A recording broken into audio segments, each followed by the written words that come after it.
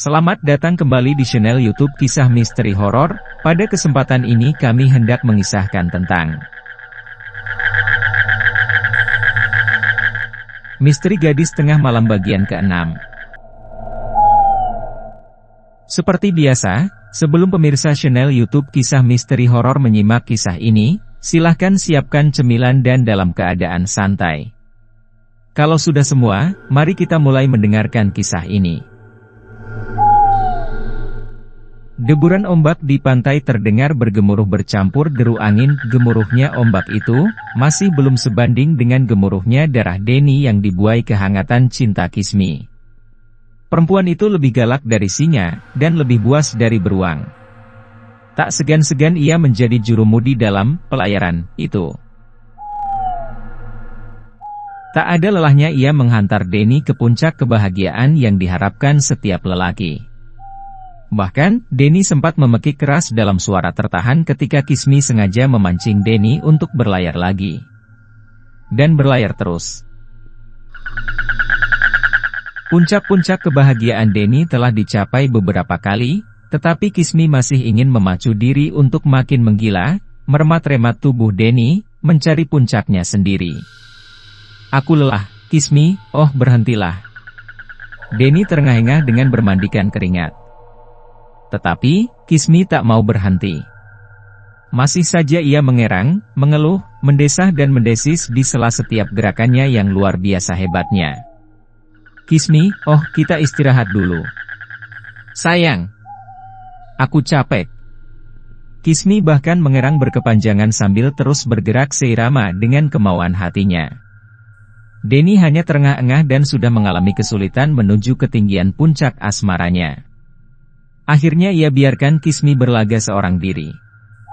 Ia biarkan Kismi berbuat apa maunya, dan Kismi pun merasa diberi kesempatan. Ia jadi lebih menggebu lagi. Denny mulai merasa pusing. Matanya berkunang-kunang. Napasnya sesak, dan perutnya terasa mual.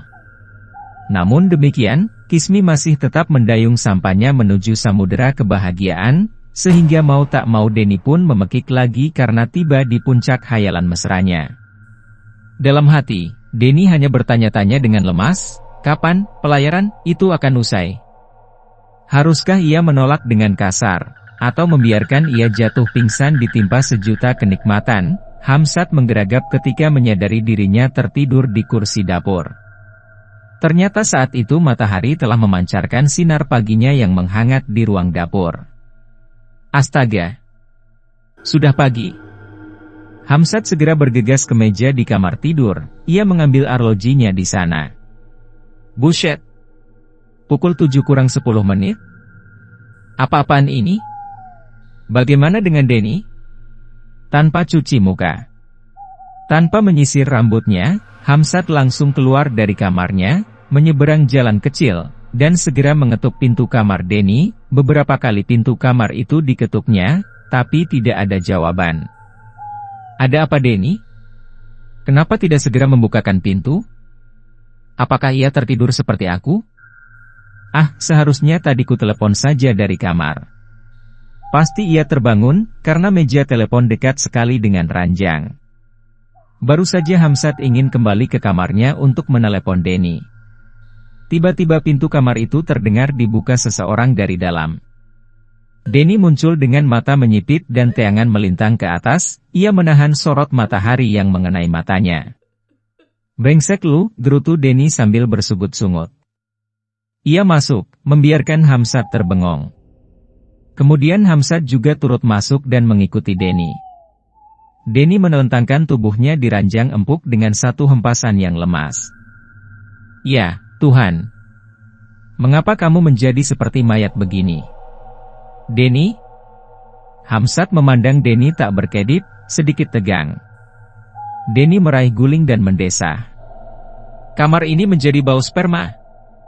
Brengsek, apa yang telah kau lakukan semalam? Denny? Hei? Apakah Kismi datang kemari? Denny hanya menggumam, membenarkan dugaan Hamsat. Oh, dia benar-benar datang? Dan kau bercinta dengannya? Semalam suntuk, kata Denny seenaknya dengan mata menyipit sayu bagai masih mengantuk. Kenapa kau tak menghubungi aku? Protes Hamzat merasa dongkol. Tak sempat. Ah, kau konyol. Aku nggak suka dengan kekonyolan model begitu. Den, kita kemari bukan mencari kenikmatan sepihak. Kita kemari untuk... Tidak sempat, bentak Denny yang merasa dongkol juga. Hamzat tidak melanjutkan omelannya, takut terjadi perselisihan tak sehat, lah diam. Memandang keadilan sekeliling. Ia menggeleng-gelengkan kepala, merasa heran melihat ranjang berserakan, spray dan selimut tebal seperti habis dipakai bertanding adu banteng. Kaos Denny masih tergeletak di lantai, dekat kursi empuk itu bersama celananya. Hanya celana dalam Denny yang kala itu dikenakan sementara kasur yang acak-acakan itu terlihat banyak noda kelembapan yang mengeluarkan bau jorok. Hamzat terpaksa menyingkir, tak tahan menghadapi suasana seperti itu. Sebelum ia kembali ke kamarnya, ia mengingatkan Denny, kita check out pukul 12 siang ini loh. Jangan lebih, Denny hanya menggumam sambil tetap memejamkan mata, dan Hamzat pun segera meninggalkan kamar lembab ini. Dalam hatinya ia menggerutu dan menyesal setengah mati, karena ia tidak berhasil bertemu dengan perempuan yang bernama Kismi. Untuk menghalau kedongkolannya itu, Hamzat menetralisir diri dengan berkata dalam hati, ah, tapi Denny kan sudah bertemu dengan Kismi ini. Pasti Denny sudah bisa mengorek beberapa rahasia dari Kismi tentang almarhum Norman, tak apalah. Yang penting Denny bisa menyimpulkan semua keterangan dari Kismi tentang Norman, pukul 10. Menjelang pagi berakhir, Denny masih tertidur. Hamzat menyempatkan diri berjalan ke pantai. Sambil melangkah menikmati pemandangan indah dan cuaca cerah. Hamzat bertanya-tanya dalam hati. Tapi, mengapa wajah Denny begitu pucat? Persis dengan wajah sesosok mayat, lah kelihatan lemas dan layu sekali. Apakah benar ia telah bercinta dengan Kismi semalaman suntuk? Separah itukah ia? Pasir pantai yang putih dan lembut disusurinya.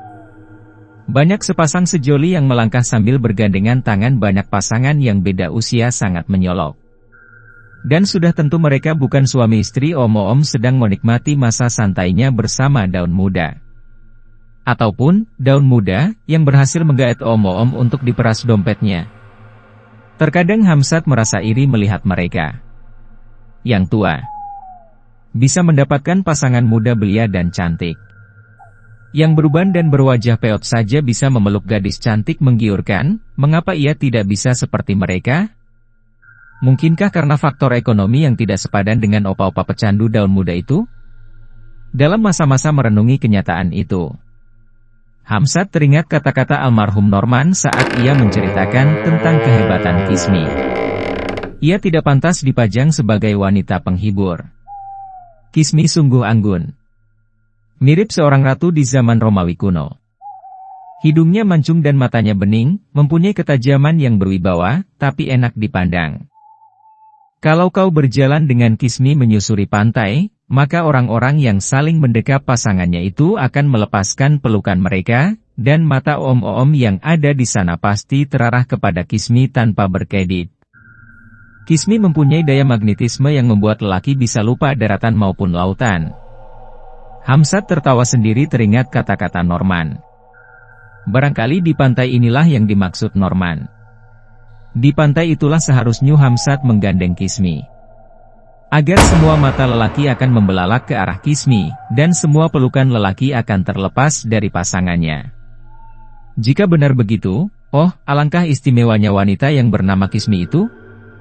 Pantas rupanya jika petugas motel merahasiakan tentang Kismi, dan tidak sembandingau memberikan Kismi kepada tamunya. Rupanya Kismi adalah maskot bagi motel itu. Kismi adalah sang primadona yang tidak sembarang lelaki boleh menyentuhnya. Mengenai harga keringatnya, sudah tentu jauh di atas harga wanita-wanita penghibur yang lain. Hamzat digelitik oleh rasa penasaran tentang Kismi. Ia bergegas kembali ke kamarnya dan membangunkan Denny lewat telepon, karena jam sudah menunjuk pukul 11 siang. Tetapi, sebelumnya ia sempat berpapasan dengan seorang lelaki separuh baya yang berkumis dan berbadan gemuk, tapi bukan gendut. Pak Hasan, sapa Hamsat. Lelaki itu berpaling ke arah Hamsat, lalu tersenyum kaget. Pak Hasan segera melepaskan tangannya yang sejak tadi menggandeng wanita bertubuh langsing yang berusia sebaya dengan Hamsat. Hei, kau di sini juga? Pak Hasan segera berjabat tangan dengan Hamsat. Biasa, Pak. Refreshing. Hamsat tertawa seirama dengan tawa Pak Hasan. Bersama siapa kau di sini? Maksudku, bukan teman cewek, tapi teman lelakimu. Oh iya, kau tentu bersama Norman, bukan? Hamsat sedikit kikuk untuk menjawab, namun akhirnya ia berkata. Apakah Pak Hasan belum mendengar kabar tentang Norman? Lelaki separuh baya yang masih digelayuti perempuan muda itu berkerut dahi. Mulai curiga. Ada apa dengan Norman? Aku baru saja kemarin sore pulang dari Bandung. Astaga. Kalau begitu, mungkin Pak Hasan belum mendengar kabar terakhir tentang Norman, maksudmu? Norman, dia telah meninggal. Pak. Pak Hasan nyaris terpekik keras. Matanya mendelik. Mulutnya ternganga kaku sejenak. Dia melakukan kebodohan. Pak, tambah Hamsat dengan nada sendu. Kebodohan? Ya. Dia bunuh diri. Astaga. Makin mendelik lagi Pak Hasan mendengar kata-kata itu.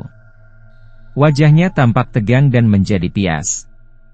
Para pecinta dan para subscriber YouTube Kisah Misteri Horor, tentu penasaran dengan kelanjutan kisah ini bukan? Silahkan ikuti bagian selanjutnya esok hari di waktu dan jam yang sama, dengan cara klik subscribe dan juga loncengnya.